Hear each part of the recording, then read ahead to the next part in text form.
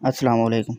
Saudi अरब ने एक बार फिर अपनी फ़ज़ाई हदूद का दिफा करते हुए मुतअद्दिद ड्रोन मार गिराए हैं। हुकाम के मुताबिक ये ड्रोन हमले ईरान से मुंसलिक ग्रुपों की जानिब से किए जा रहे हैं, जिसके बाइस खित्ते में कशीदगी बढ़ती जा रही है।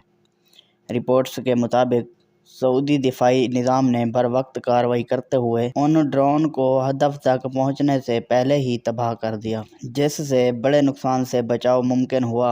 इस दौरान किसी जानी नुकसान की इतला नहीं मिली।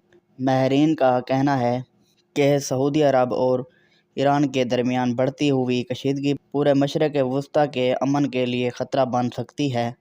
अगर ये सूरत हाल जारी रही तो खित्ते में मज़ीद तनाज़ात जन्म ले सकते हैं।